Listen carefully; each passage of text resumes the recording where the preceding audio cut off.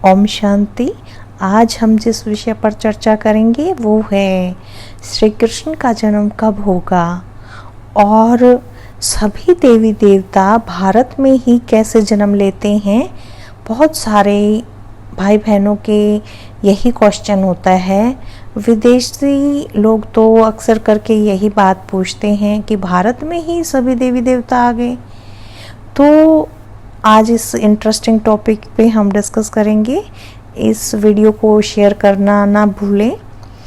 तो आज जब हम न्यूज़पेपर उठाकर देखते हैं या न्यूज़ सुनते हैं तो उसमें हम देखते हैं कि लड़ाई झगड़े, भ्रष्टाचार, पापाचार, दुराचार, कितना व्यक्ति दुखी है, परेशान है। प्रकृति के पांचों ही तत्व उसे दुखी कर रहे हैं। कहीं बाढ़, कहीं अकाल, कहीं सूखा, कहीं ज़्यादा गर्मी है तो कभी ज़्यादा ठंड है। तो इस तरह से ऐसा हो गया है। ये कलयुग है, कल है कलेश का युग है, कल पुर्जों का युग है, कल कारखानों का युग है। ये तमो प्रधान सृष्टि है। यहाँ पे तम यानी कि अंधकार, हमारे मन के भीतर बहुत अंधकार हो गया है।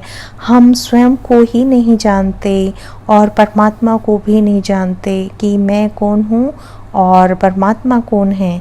तो जब हम स्वयं को जान लेते हैं और परमात्मा को जान लेते हैं तो ये सारी बातों का हमें सॉल्यूशन मिल जाता है।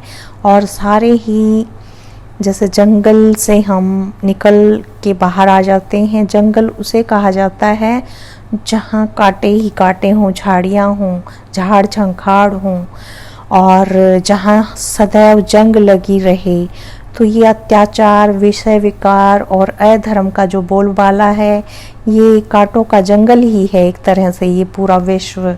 यहाँ पर सुख शांति नहीं है। क्रोध के वश होकर लोगों ने एटम बम बना दिए। कितने अस्त्र शस्त्र, शास्त्र पढ़ते पढ़ते कितने शस्त्र बना डाले। तो मनुष्य बड़ा ही दुखी परेशान हो चुका है और वो त्राहिमाम कर रहा है। कितने मंदिरों में भीड़ लगी रहती है लेकिन फिर भी वह उसकी प्यास बुझती ही नहीं, क्योंकि वह अब भी उस क्वेश्चन को खोज रहा है।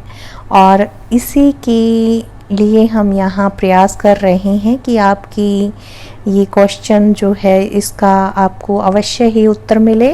तो एक ऐसा भी समय था जबकि पूरा विश्व सुख शांति, फूलों का बगीचा थी, प्रकृति पूरी सतो प्रधान थी और किसी प्रकार की प्राकृतिक आपदाएं नहीं थी। मनुष्य भी सतो प्रधान था, सभी में दैवी गुण थे, आनंद सुख का जीवन था। और उस समय यह संसार स्वर्ग था जिसे ही हम सतयुग कहते हैं। इस विश्व में समृद्धि, सुख और शांति का मुख्य कारण क्या था? वो थी पवित्रता और श्रेष्ठाचारी। सभी मनुष्य पवित्र थे, श्रेष्ठ थे और इसलिए उनको डबल ताजधारी दिखाया है। एक रतन जड़ित सोने का ताज जो शक्ति का प्रतीक है और एक लाइट का ताज जो पवित्रता का प्रतीक था। श्री कृष्ण और श्री राधा सतयुग के प्रथम महाराज कुमार और महाराज कुमारी थे, जिनका स्वयंवर के बाद ही नाम पड़ा श्री विष्णु या श्री नारायण और श्री लक्ष्मी। उनके राज्य में शेर और गायें एक ही घाट पर पानी पीते थे, यानी पशु पक्षी भी संपूर्ण अहिंसक थे। वहाँ किसी प्रकार की कोई हिंसा की बात ही नहीं थी। सभी श्रेष्ठाचारी, निर्विकारी, अहिंसक और मर्यादा पुरुषोत्तम थे। तभी उन्हें देवता कहते थे। दिव्यता थी उनमें, श्रेष्ठता थी। तो श्री कृष्ण के साथ जितने भी मनुष्य आत्माएं थी, श्रेष्ठता और दिव्यता के कारण ही उनको देवता कहा गया। ये जो हमारा क्वेश्चन था ना कि भारत में ही, और भारत पूरा भारतवर्ष बोला जाता था, पूरा विश्व ही भारतवर्ष था। तो सभी वहाँ पे देवता थे, जबकि उसकी तुलना में आज का मनुष्य विकारी, दुखी, अशांत बन गया है। यह संसार भी रोरव नर्क बन गया है। सभी नर नारी यहाँ पे काम, क्रोध, लोभ आदि विकारों में गोता लगा रहे हैं। सभी के कंधे पर माया का जुआ है। सभी मनुष्य विकारों से दुखी हैं, कोई मुक्त नहीं है इन दुखों से। तो परम पिता, परम शिक्षक, परम सद्गुरु परमात्मा शिव कहते हैं कि हे बच्चों, तुम सभी जन्म जन्मांतर से मुझे पुकारते आए हो कि हे प्रभु, हमें दुख हो रहा है, शांति से छुड़ाओ, हमें मुक्ति धाम और स्वर्ग में ले चलो। तो अब तुम्हें वापस मुक्ति धाम ले चलने के लिए और इसी सृष्टि को फिर से पावन स्वर्ग बनाने के लिए परमात्मा शिव का अवतरण हो चुका है। सभी भाई बहनों को ये बताते हुए बड़ा हर्ष हो रहा है कि परमात्मा को आए हुए 84 वर्ष हो गए हैं, जिनके लिए हमने मंदिर बनवाए, कितनी पूजा अर्चना की, भूखे प्यासे रहे। परमात्मा स्वयं आ गए हैं हमें सतयुग में ले जाने के लिए, हमारा कल्याण करने के लिए। तो वर्तमान जन्म सभी का अंतिम जन्म है। परमात्मा आकर कितने गहरे रहस्य बता रहे हैं। देखो, सभी का अंतिम जन्म है और अब आप वैकुंठ में चलने की तैयारी करो, पवित्र और योग युक्त बनो और फिर भविष्य में श्री कृष्ण का राज्य आने ही वाला है। ये परमात्मा स्वयं बता रहे हैं ये बातें, तो इसमें कोई शंका की बातें नहीं हैं। और इससे इस कलयुगी विकारी सृष्टि का महापरिवर्तन जो होगा वो एटम बम, प्राकृतिक आपदाएं और गृह युद्ध से होगा।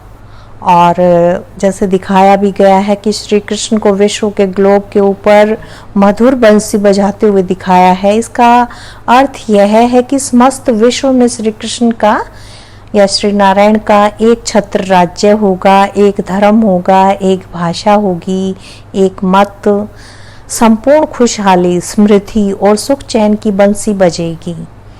बहुत से लोगों की ये भी मान्यता है कि श्री कृष्ण द्वापर युग में आते हैं।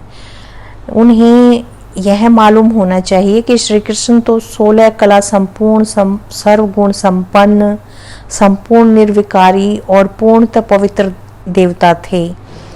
तो भला वो जन्म द्वापर में कैसे ले सकते हैं? द्वापर तो रजो प्रधान और विकार युक्त सृष्टि है।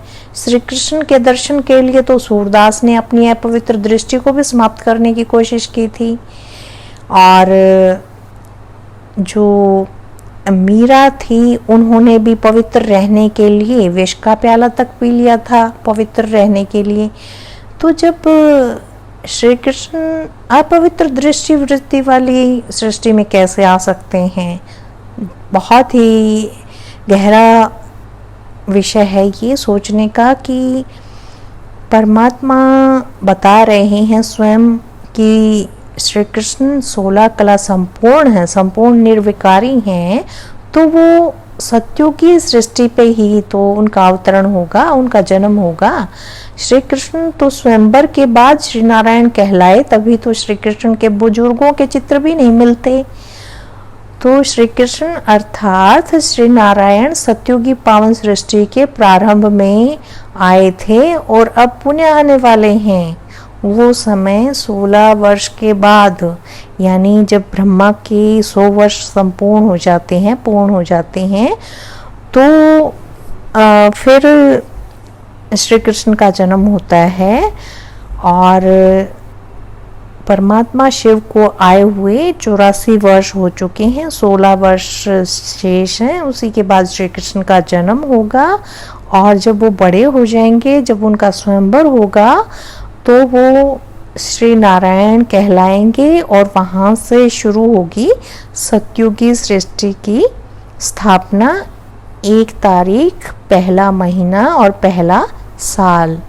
अच्छा, ओम शांति, ओम शांति।